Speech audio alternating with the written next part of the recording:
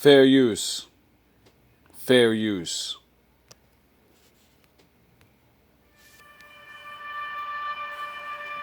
I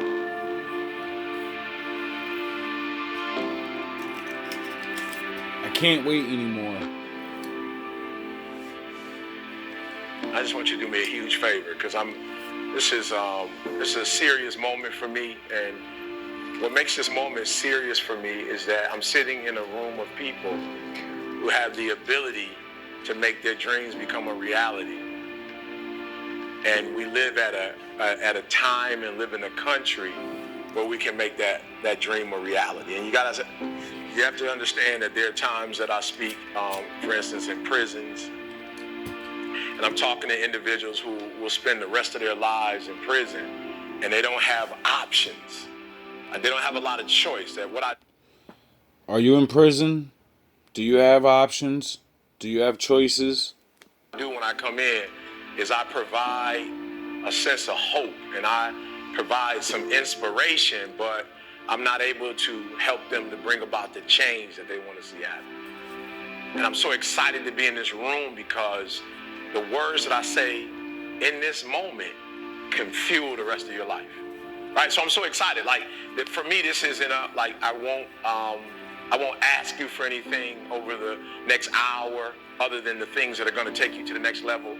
But I'm excited because when I leave, I literally have, we may never see each other again, but I have the ability when you walk out of this room to make you operate in a way you've never operated before. And once you do that, because I know if you're in this room, I know there's something special about you, that once you leave this room and you go from 70 to 120%, there are going to be some things that happen in your life that didn't happen before, not because you didn't have the ability. So this is not an ability room. Like, we're not talking about ability. We're talking about activating this greatness that's in us. Your abilities are your abilities. I'm not going to be able to help you to do anything that you do better. Like, I'm not going to be able to give you a gift that you don't have. But what I will be able to do is help you today operate in a way you've never operated before. Right? I will help you to operate in a way you've never operated before. I'm going to help you to do some things that you've never done in your life before, and as a result, you're going to be able to go to a whole new level. So we have to start here. We have to start here. I'm not breaking nothing down. I've already shown you how to see. The Book of Enoch, Plus, otherwise known as 1 Enoch, is an ancient Hebraic apocalyptic text that is, for the most part, thought to have been written by Enoch, the great-grandfather of Noah. Whilst the text has become commonly overlooked, its unique and compelling material has kept it relevant in the eyes of many believers, not just because of its angels, demons, and giants, but also because of the additional narratives it provides the Book of Genesis in regards to the Great Flood and the prophecies of the Messiah. Fragments of the Dead Sea Scrolls indicate that the Book of Enoch was known by the Jews and the early Near Eastern Christians, and we can also gather that Enoch himself was a known person, considering his mentions in the Bible itself. The Book of Enoch, however, is often a point of contention by those who are aware of it, where some Christian groups accept the theological ideas presented by the book, whilst others reject it entirely. The first part of the Book of Enoch is dedicated to the Watchers, the angels who had come to betray God and father the Nephilim through mortal women. Beyond this, the book gives us a compelling look of heaven through the eyes of Enoch himself, he who is guided through each layer in the form of visions and dreams. In this first episode, we'll seek to address the first 5 chapters that detail Enoch's words, those being his foreseeing of the Messiah, his warning to sinners, and the fate that awaits those who do or do not live by the way of God. The very opening of the book tells us, "The words of the blessing of Enoch, wherewith he blessed the elect and righteous, who will be living in the day of tribulation, when all the wicked and godless are to be removed. And he took up his parable and said, Enoch, a righteous man, whose eyes were opened by God, saw the vision of the Holy One in the heavens, which the angels showed me, and from them I heard everything. and from them I understood as I saw. But not for this generation, but for a remote one, which is for to come. Here we are given a sense of what the book seeks to teach the reader, and shows us that Enoch, a righteous man, was to inherit the grand knowledge of what was to come on the day of tribulation, when all those who are wicked are to be removed. We are told that Enoch's eyes were opened by God himself, and through God choosing him, his eyes and ears were opened to the heavens. Enoch tells that he heard everything, and from that moment he understood everything that would come to pass. He adds that what he saw, however, was not meant for him and his generation, and that the day of tribulation, a period of worldwide strife, war, famine, pain, and suffering, and a precursor to the judgment of the wicked, was not something he or his people would ever see in their lifetime, but something that would come about for the generations after, a remote one, which had yet to happen. He's basically saying prophecies are made for the distant future. In the following chapters, those which appear to be merely a few lines long, tell us more of how the great time of tribulation will come to affect us. The Holy Great One will come forth from his dwelling, and the eternal God will tread upon the earth, even on Mount Sinai, and appear from his camp, and appear in the strength of his might from the heavens of heavens. And all shall be smitten with fear, and the watchers shall quake, and great... Now, your Jesus story has him ripping the clouds open and coming out on a horse with a sword out his mouth and all of this. No. The Father's going to get off his throne, and he's going to show everyone that he is the best. Everyone want to be the best until you have to beat the best. I wonder who made that saying up. Fear and trembling shall seize them unto the ends of the earth. Here we learn that God will descend from the heavens, and that he will appear on the earth everywhere, in every instance, even upon the heights of Mount Sinai. In a sense, this appearance will be undeniable and inescapable.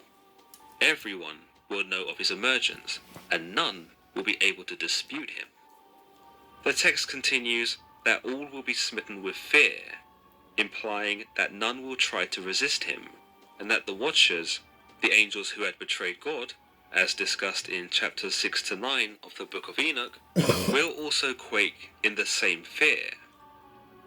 We understand that the watchers were cast deep into the descents of the void in later chapters of Enoch, and that they can be heard by Enoch begging to God to be restored to their former glory, but that their prayers fall on deaf ears. The suggestion here in this passage that they will quake in fear suggests that they know they will not be forgiven, and demonstrates the power of God, that if even angels fear him, then mere humans ought to be terrified. However, the passage also indicates that the watchers will be seized unto the ends of the earth, giving us a sense that they will be freed from their bonds, only to be pursued and punished. Oh, really? Perhaps in a public spectacle, for man to witness the tremendous power of God. What did I tell you real men do when you go up against their gang versus your gang? You take the leader out in front of everyone and you say, let's fight one-on-one. No people versus... No, you're not your team versus my team. No, one-on-one. And you pummel him in front of everyone. By this interpretation, seeing God tear apart an angel before one's eyes would surely dissuade any mortal from questioning his authority. Yes. And so, it can be said that the fury of God would be on display during these times for all to see. Yes. Not just as a punishment to the angels who had gone against him, but also as a caution to man. It's all fun and games, right? So the fun thing with the serpent is... The chapter continues, and the high mountains shall be shaken, and the high hills shall be made low, and shall melt like wax before the flame, and the earth shall be wholly rent in sunder, and all that is upon the earth shall perish, and there shall be a judgment upon all men. Nah, Here just a little we learn bit. that the mountains will be shaken, perhaps a hint that volcanoes would come to erupt, and that the high hills shall be made low, perhaps another hint that the landscape would be drastically reshaped by God's emergence. The environment is described as melting like wax before a flame, furthermore suggesting that nowhere will be safe from the wrath of God, and that Yeah, there will go be no hide in your hiding from him, mountains. for his very presence can melt matter. Yes. All upon the earth will perish. Now, didn't I tell you my father sits on the throne with a fire around him that the guy you worship, he won't look at it. He won't even look at it.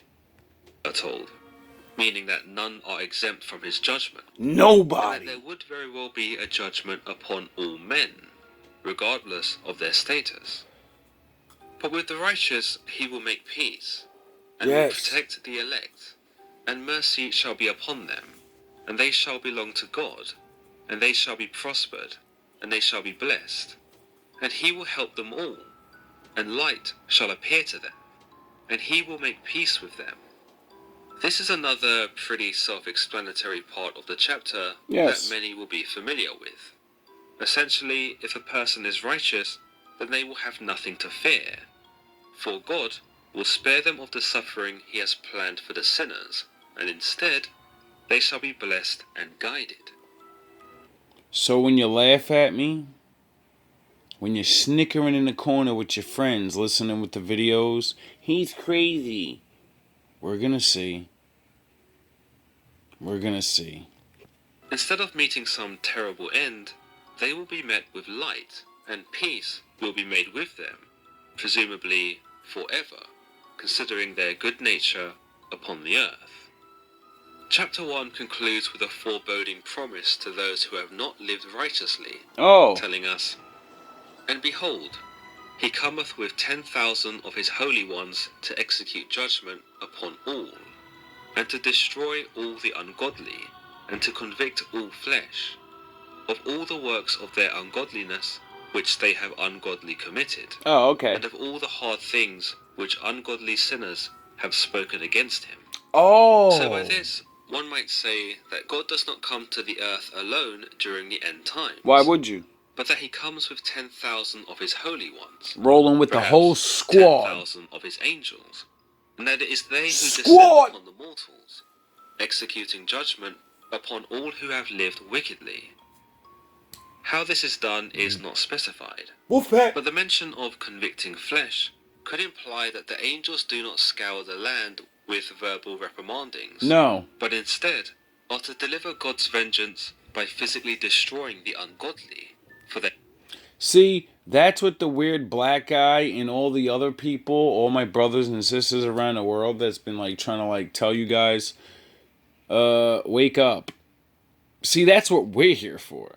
We're here to talk and get tomatoes thrown at us, lose our jobs, be broke, be destroyed. And he keeps on bringing us back for more. And, yeah, you're just supposed to mock us. Because he who laughs first shall not laugh last. ungodly ways. Chapter 2 has Enoch proceed to urge man to observe everything that takes place upon the earth, Yeah? and reminds readers to give heed to things that have taken place upon it, Oh, really? or to keep records of everything that comes to pass, Keep and records. to take specific notice of how nothing on earth changes so drastically. Keep notes. It is believed here that he is referring to the seasons, and that during the summer and the winter, the earth is filled with water, and clouds and dew and rain lie upon it. That's true. He continues these observations into chapter 3, telling readers to take note of the trees in the winter, and that though they may appear withered and shed all their leaves, they will return to their former glory. He continues into chapter 4 that readers should observe the summer days, and how close the sun appears to the earth, and how we take shelter from the sun by seeking shelter in the shade. He adds that we should recognize that in some occasions the sun becomes so hot in the summer days that it becomes difficult to walk upon the ground in bare feet, for the surface becomes uncomfortably hot. By chapter 5, he adds... Now you see how he said pay attention to all those things? For the fake scientist, atheist losers, don't you realize my forefather right there just said start doing science. If you look around and look at all the glory that the Most High made, you'll see the sequences and the cycles, and then you'll wonder, who did all of this stuff? Did you do it? Did you do it? Well, nobody's claiming it. It's got to be somebody. Somebody had to do this stuff. that readers ought to take notice how the trees cover themselves with green leaves and bear fruit. All this might seem like random ramblings of a Yes.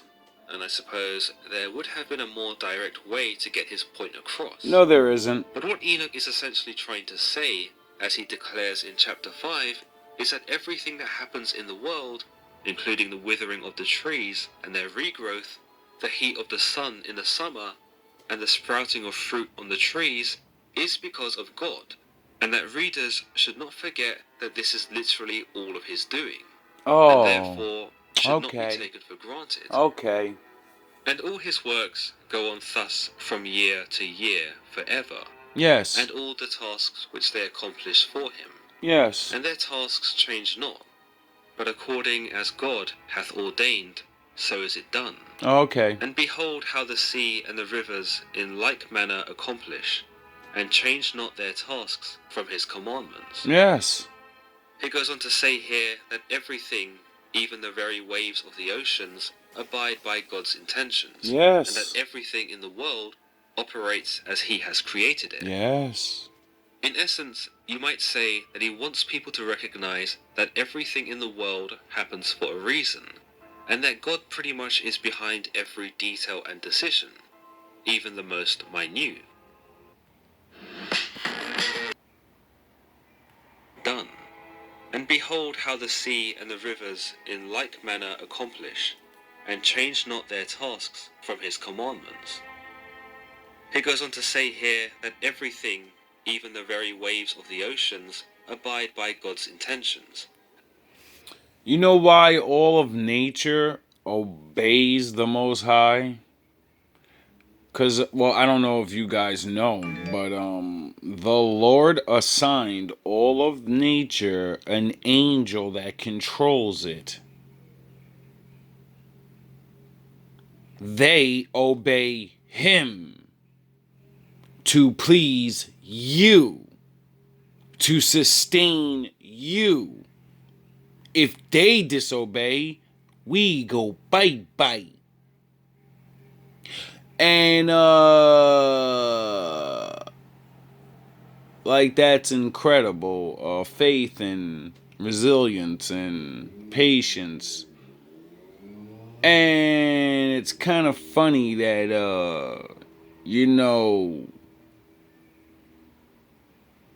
it's the one thing that every person in the world knows unstoppable is nature.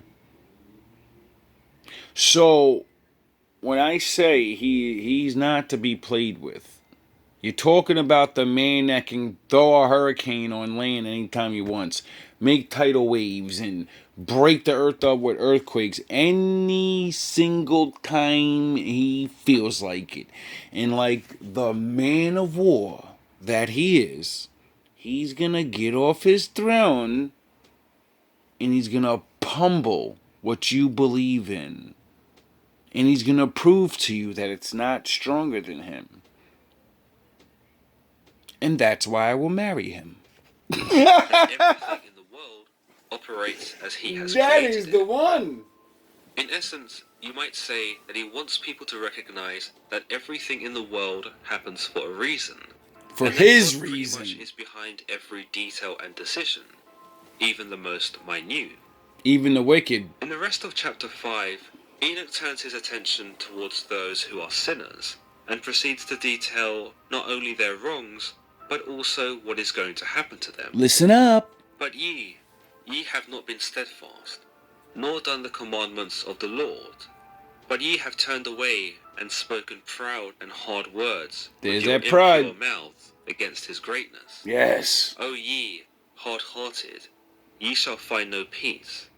Therefore shall ye execrate your days, and the years of your life shall perish, and the years of your destruction shall be multiplied in eternal execration, and ye shall find no mercy. Yet again, the idea that even speaking against God is a sin that is punishable, and that those who do will find no peace and instead be set to years of destruction, where no mercy will be found. Yes. Enoch also seeks to warn people against pride, or speaking proudly against God. For to do such a thing will earn you nothing but misery in the end. Yes. He continues that, in those days ye shall make your names an eternal execration unto all the righteous, and by you shall all who curse, curse. And by all the Yes. sinners and godless shall imprecate by you, and for you the godless there shall be a curse. Enoch takes his aim at the disbelievers. If you curse the believers, the saints, didn't I teach you the saints are gonna judge yous? Didn't it say they're gonna curse you back? Yes. On the day of the Lord. And those who deny his God's existence, saying that they will be cursed, and that all who have taken God's name with insult shall also be cursed. Yes. Essentially, Enoch pretty much paints a bleak outlook for anyone who isn't a fan of the big man upstairs.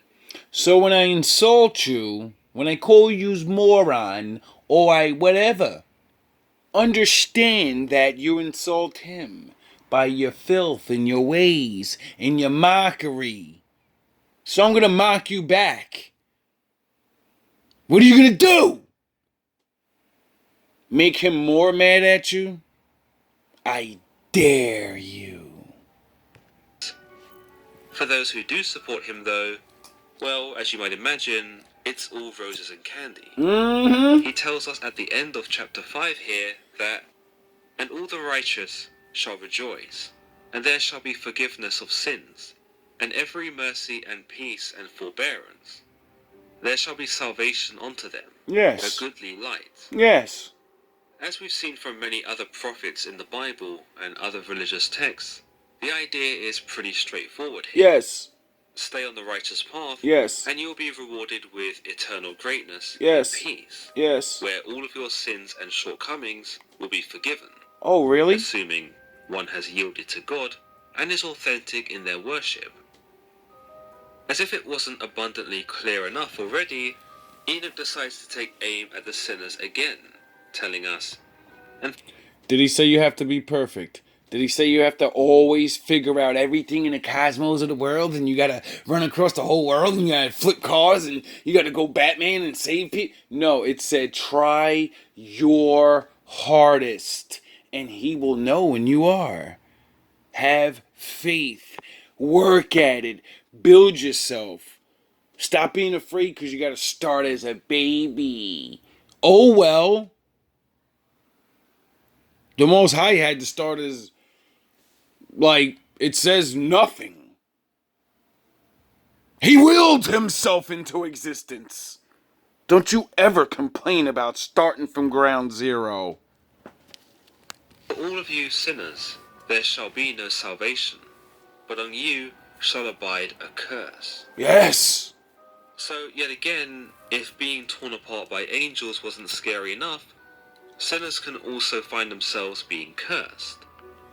Enoch continues to praise the elect, saying, but for the elect there shall be light and joy and peace, Oh, really? and they shall inherit the earth. Oh. And then there shall be bestowed upon the elect wisdom, and they shall all live and never again sin. Oh, there's more wisdom that you can't access that only the Most High gives to the winners of the contest? Okay. I'm down. Through ungodliness or through pride. But they who are wise shall be humble. Yes. So interestingly, Enoch gives some little tidbits here that aren't exactly detailed anywhere else. Oh, really? He tells us that yes, the elect will inherit joy and peace, but that they aren't actually brought up to heaven, Nope. but instead get to inherit the earth. Yes. He tells us that wisdom will be bestowed upon them, Yes. and that from that point onwards, they will live without ever sinning again, GMB. whether this be through ungodliness or through pride. Yes. The idea can be interpreted here that because God opens the eyes of the elect, they now know not to sin, and are no longer affected by temptation. Yes. Therefore, the earth becomes a place devoid of sin, because the humans inhabiting it will do no harm to each other. Yes. However, it can also be interpreted that without the temptation of sin, God essentially removes their free will, and in a way, humans kind of become less human, in that they're now so wise that they operate on a near robotic level of kindness, purity, and humbleness. Some might say that this then becomes a perfect world, but then one must consider what such a world would look like without a balance of the imperfect. It's gonna be great because if you didn't read the Bible, we get peace for 1,000 years, and then he unlocks Satan at his full potential, and then we're going 1-on-1. Yeah. Everything starts over again, and the faithful will lose to Satan. The unfaithful will lose to Satan again, and it'll all start over again. It's all gonna